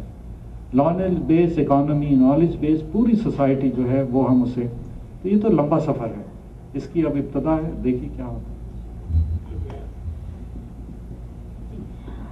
ڈاکٹر صاحب ایک یہ سوال اور آیا ہے، یہ انگریزی میں ہے کہ in the field of science do you have any ideal from Pakistan ہو and why in the field of science? Science میں کسی ایک اس کو سامنے لانا تو ذرا سا مشکل ہے، اس لیے کہ سائنس اب مشکل ہو گئی، اب اس طریقے سے نہیں ہے. لیکن ہمارے ہاں کچھ اچھے لوگ جو کام کر رہے ہیں وہ زیادہ تر کام کر رہے ہیں اس میں کیمیکل سائنسز کے، اس میں کچھ اچھے نام، بڑے نام، اہم لوگ آ جاتے ہیں کہ جن کا کنٹریبیوشن بہت ہے. بلکہ خود میرے یونیورسٹی میں جو ہمارا international centre for chemical and biological sciences ہے، تو اس میں جو کیمیکل سائنسز کا جو شعبہ ہے نیچرل پروڈکٹ کیمسٹری، اور دوسری وہ میرا خیال ہے کہ ایسا ہے کہ دنیا میں اتنے اس کا بہتری کا یا اس پیمانے کا یا اس سطح کا شعبہ مشکل سے ملتا ہے آپ کو. اور اسی میں سے نکلے ہمارے پروفیسر عطاء الرحمان کا نیچرل پروڈکٹ کیمسٹری میں بہت کنٹریبیوشن ہے. اس سے پہلے وہ شروع کیا تھا سلیم الزماں صدیقی صاحب نے. تو یہ کام چل رہا ہے، ہمیں کرنا ہی چاہیے. میں شاید کل کسی سے بات کر رہا تھا کہ یہ پاکستان کا معاملہ نہیں ہے، یہ پوری، کسی نے وہ سوال کیا نہیں، یہ امت مسلم امہ کا مسئلہ ہے. اگر ہم کام بانٹ لیں گے تو ہمارے لیے آسان ہوگا. ہمیں کرنا یہ چاہیے کہ ہم یہ کہیں کہ بھائی دیکھیے پاکستان، آپ ان چیزوں میں ایکسل کیجئے، بہترین آپ اس میں ادارے بنا کے، تاکہ دوسری جگہ سے بھی آ کے وہاں لوگ سیکھیں. ملیشیا آپ کو دوسرا اسائنمنٹ دیجیے کہ آپ کو اس میں کام کرنا چاہیے، یا انڈونیشیا جو ہے وہ کسی اور اس میں کام کرے گا. پھر ہم ساری ایفرٹس جو ہیں وہ ملائیں گے تو کچھ ہماری پیش رفت کہیں نظر آئے گی کہ ہم اس میں کچھ کام کر رہے ہیں. ہم چاہیں گے، سوالات جو آ رہے ہیں بہت آ رہے ہیں، میں چاہوں گا کہ 3 منٹ میں اب یہ سلسلہ سوال جواب کا ختم کر کے اور ہم اس طرف آئیں کہ لوگ بے انتہا منتظر ہیں سننے کے لیے. میں نے ایک بات جو آخر میں کہی تھی، جی اگر آپ کہیں تو اس پہ میں 1.5 منٹ کچھ آپ سے کہوں، اور کیونکہ یہ اہم بات شاید نکل آئی ہے. جی مسلم امہ کی. بالکل. خواتین و حضرات ذرا دیکھیے، اس بات کو محسوس کیجئے کہ مسئلہ کہاں ہے اور کیا ہے. پوری مسلم امہ میں اس وقت جو ایک نمایاں ہو کے سامنے آنا ہے یا اپنے آپ کو منوانا ہے، اس کے لیے کوئی چیز ہمارے پاس ہونی چاہیے. جو کرنسی چل رہی ہے سکہ رائج الوقت، وہ آپ کے پاس اگر ہوگا تو آپ اس میں ٹریڈ کر سکتے ہیں، نہیں تو کوئی ایک طرفہ ٹریڈ تو نہیں ہو سکتی نا. اگر ہمارے پاس، تو ہم سائنس میں، ٹیکنالوجی میں نئی آگہی جو زمانے اور وقت کی ہے، اگر اس میں کچھ ہمارے پاس نہیں ہے تو ہم کس سے کیا بات کریں گے اور کس سطح پہ بات کریں گے. اچھا ہوا یہ ہے، میں آپ کو بتاتا ہوں کہ یہ جو نقصان ہمارا ہوا ہے اس میں مسلم امہ، اگر آپ اس کی تاریخ دیکھیں تو آپ کو یہ نظر آئے گا کہ 2 چیزیں ہمارے درمیان سے اٹھ گئیں یا ختم ہو گئیں. ایک چیز تو ایسی ہے کہ کہیں ہمیں تسلی ہوتی ہے، ہم اس وقت کہتے ہیں کہ Islam is the fastest growing religion of the world. لوگ پڑھ رہے ہیں نیومیریکلی، عدد بڑھتے چلے جا رہے ہیں. کیا چیز ہمارے پاس نہیں ہے اس کی طرف میں اشارہ کروں گا. اور میں کوشش کروں گا کہ میں اس ٹرم میں آپ کو بتاؤں کہ جو آج کی موجودہ اصطلاحیں ہیں اور فی زمانہ جو ہم اصطلاح استعمال کرتے ہیں. مثال کے طور پہ ویلیو ایڈیشن. آج کے زمانے میں جو بھی آپ کا پروڈکٹ ہے وہ وقت کے ساتھ ساتھ ختم ہوتا چلا جاتا ہے, اس کی افادیت کم ہوتی جاتی ہے, وہ مارکیٹ نہیں ہو سکتا آپ اسے جب تک اس میں ویلیو ایڈیشن نہ کریں اس کی. اگر یہ مائکرو فون ہے, اگر اس میں یہ تو پرانی وضع کا ہو جائے گا, ختم ہو جائے گا, جب تک کہ اس میں کوئی کوالٹی, کوئی ایسی چیز آپ نئی ایڈ کریں کہ چنانچہ ہم اپنی چیزوں میں ویلیو ایڈ کرتے ہیں, اس کی مارکیٹنگ اچھی ہوتی ہے, اس کی ٹریڈ اچھی ہوتی ہے, اس سے ہمیں تو یہ جو ویلیو ایڈیشن ہوتا ہے چیزوں میں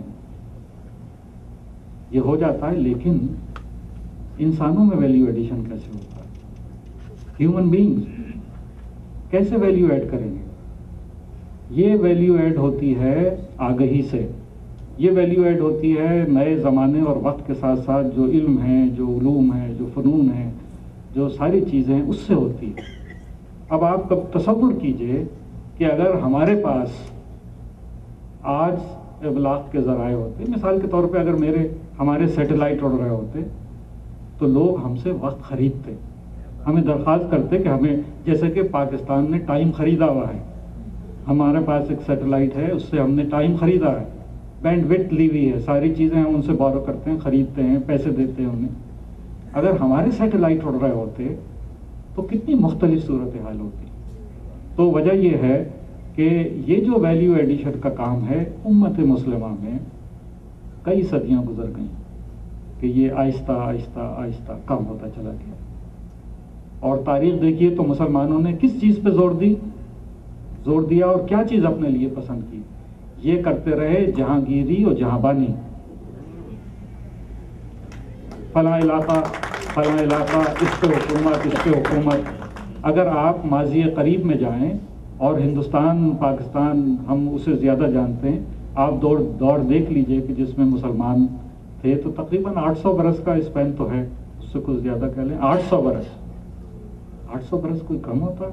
ان 800 برسوں میں آپ کو جامع مسجد بھی ملے گی, آپ کو قلعے بھی ملیں گے, آپ کو باغات بھی ملیں گے, مگر یونیورسٹی نہیں ملے گی, مدرسے نہیں ملے گی. تو یہ جو ہے ویلیو ایڈیشن نہیں ہو سکی, اور کوئی دوسرا راستہ نہیں ہے کہ آپ اس میں ویلیو ایڈیشن کریں اور تعلیم کی طرف توجہ دیں. دوسری چیز جو ہمارے درمیان سے اٹھ گئی وہ ہے جو مسلمان کو ایک الگ شخصیت کے طور پہ سامنے لاتی تھی, اس کی شناخت بن جاتی تھی, وہ ہے اسپریچول گروتھ. جو اس کے ماننے والے ہیں, دیکھیے نان بلیور اینڈ بلیور کتنی بڑی قوت اندر آپ کے محسوس ہوتی ہے اگر آپ یقین رکھتے ہیں. اگر یقین ہے, اعتماد ہے, تو اس میں بہت بڑی اندر ایک قوت پیدا ہوتی ہے. اگر ایک آدمی سچ بولتا ہے اور حق کی خاطر بولتا ہے تو اس کی اندر ایک بہت بڑی قوت ہوتی ہے کہ وہ سچ کہہ رہا ہے. اور اس کے مظاہرے ہوتے تھے, اور یہ چیزیں ہمارا تشخص بنی ہوئی تھی. ایسی یاد آ گیا, بات کر رہا ہوں سن 85 میں جب میں ساؤتھ افریقہ گیا, 3 مہینے میں وہاں رہا, میں مختلف چیزیں دیکھتا رہا. اس وقت جد و جہد ان کی آزادی کی جاری تھی, وہ تو ایک الگ موضوع ہے, کبھی بات کریں گے. وہاں جو لوگ بسے ہوئے ہیں ساؤتھ افریقہ میں مسلمان, وہ تقریباً 200 سال کے عرصے سے وہ وہاں ہیں, ان کی نسلیں ہیں. وہاں کے لوگوں نے مجھے بتایا کہ صاحب ایک زمانہ ایسا تھا کہ ساؤتھ افریقہ میں جو عدالتیں ہیں اور اس میں جج بیٹھے ہوتے تھے, وہ جج جو ہے وہ فیصلہ کر دیتے تھے اگر کوئی مسلمان گواہی دے دیتے. وہ کہتے تھے کہ مسلمان ہے, اس نے کہا ہے تو مسلمان جھوٹ نہیں بولتا. آپ سوچ سکتے ہیں کہ ہم نے کہاں سے اور ہم نے کہاں سفر کیا ہے. آج ہمیں یہ معلوم نہیں, تمیز نہیں ہمیں کہ جھوٹ اور سچ کے درمیان آپ کوئی تمیز کر سکے. کسی شاعر نے کہا کہ مجھ کو ہے تمیز جھوٹ سچ کی, صابر ظفر کا شعر ہے غالباً. مجھ کو ہے تمیز جھوٹ سچ کی, سچ یہ ہے کہ جھوٹ بولتا ہوں. تو इन दो बातों को याद रखिएगा کہ ایک ہمیں ویلیو ایڈیشن کرنا ہے اور ایک ہمیں اپنی اسپریچول گروتھ کی طرف توجہ دینی چاہیے. یہ عددی اکثریت سے کچھ نہیں ہوگا. عدد تو بڑھتے جائیں گے, وہ بھی اچھا ہے, مگر یہ دو باتیں شاید زیادہ ہیں. ڈاکٹر صاحب کے لیے بھرپور تالیاں. دیکھیے خواتین حضرات سوال بہت سے ہیں لیکن ڈاکٹر صاحب جواب دے چکے ہیں. پہلا مجموعہ 90 میں شائع ہوا. ادبی رسالے جو ہیں, شاید ہی کوئی ادبی رسالہ ایسا ہو جہاں کہ ڈاکٹر صاحب کی چیز شائع نہ ہوئی ہو. انشاءاللہ ترمذی صاحب نے سوال کیا ہے کہ اردو کے حوالے سے انشاءاللہ 50 سال میں 100-200 برس تک پڑھی بھی جائے گی, بولی بھی جائے گی. ڈاکٹر صاحب نے کہا جہاں تک علمی فقدان اور قدروں کے فقدان کا سوال ہے, اس کا اس سے پہلے کہ ڈاکٹر صاحب کچھ کہیں, میں صرف اتنا کہوں گا کہ ڈاکٹر صاحب جیسے لوگ جب تک گلے اسکولوں سے پڑھ کے نکلیں اور وائس چانسلر یونیورسٹی کے ہوتے رہیں, نہ علمی فقدان ہے نہ کوئی پاکستان پہ زوال کا سوال ہے. یہ چیز جو ہے یہ بڑھتی جائے گی. انہی پیلے اسکولوں سے پڑھے ہوئے لوگ جو ہیں آج یہاں ادارے چلا رہے ہیں. ڈاکٹر صاحب بیٹھے ہیں ماشاءاللہ سے انویسو کارڈیولوجی میں. ہمارے سامنے بہت لوگ ہیں جو کہ یہاں ایسے اعجاز بھائی ہیں, ہمارے ڈاکٹر صاحب ہیں, اور بہت لوگ ہیں. ہم لوگ آتے ہیں یہاں کے ادارے چلاتے ہیں, یہاں کی مشکلیں آسان کرتے ہیں, تو یہ انہی پیلے اسکولوں کے لوگ ہیں. تو یہ نہ سمجھیے کہ پاکستان پہ زوال آ رہا ہے, یہ مت سمجھیے کہ وہاں فقدان ہے پڑھائی کا. انہی پیلے اسکولوں کے آپ سب ہیں جو یہاں بیٹھے ہوئے ہیں. گرامر اسکول کے کم لوگ ہیں بھائی, ہم سب وہیں کے ہیں. تو میں چاہوں گا محترم جاوید علی صاحب سے کہ تشریف لائیں. سوالوں کا جواب تھا, میں نے چاہا کہ وقت بہت ہو چلا ہے تو ہم نے اٹھائے. آرگنائزنگ کمیٹی کے ممبران سے میری درخواست ہے کہ 1-2 منٹ کے لیے آ جائیں. ایک ہماری طرف سے کچھ ڈاکٹر صاحب کو ایک یادگار دینی چاہ رہے ہیں, تو جاوید علی صاحب سے درخواست ہے کہ آئیں. فردوس ہیں, جاوید علی صاحب ہیں, doctor.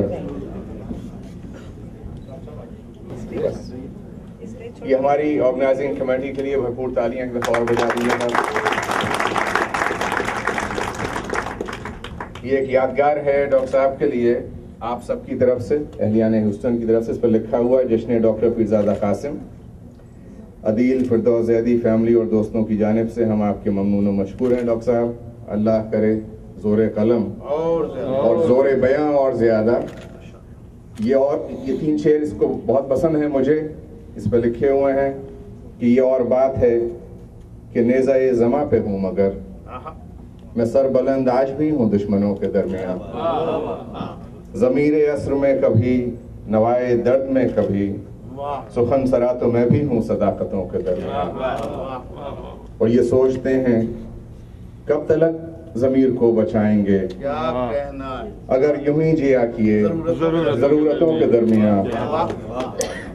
Presented to Dr. Pirzada Qasim, Houston's Organizing Committee, Dr. Ahmed and Fatma Saeed, Mohtarma Lulu Idris, Adil and Firdaus, and not to forget Javed Zeli Bhai. ان کے حوالے سے ایک جملہ کہتا چلوں کہ ڈاکٹر صاحب نے جیسے کہا کہ ہم لوگ مختلف بچوں کو مختلف طرف بھیج دیتے ہیں. ہمارے گھر میں یہ حادثہ جاوید بھائی کے ساتھ بھی ہوا. یہ جانا کہیں چاہتے تھے اور ہمارے والد نے بہرحال ماشاءاللہ سے ہمارے چھوٹے بھیا جو ہیں یہ رونق رکھتے ہیں. اور میں چاہوں گا کہ ہم سب مل کے یہ چیز جو ہے جی بالکل پیش کر دیتے ہیں ڈاکٹر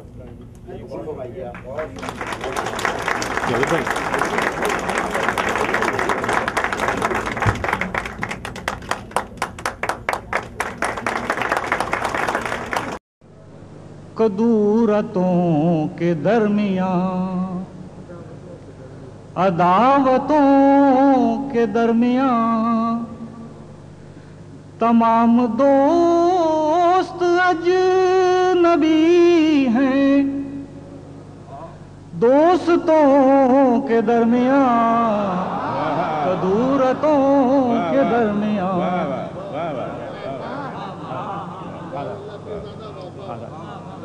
کدورتوں کے درمیان, अदावतों के दरमियान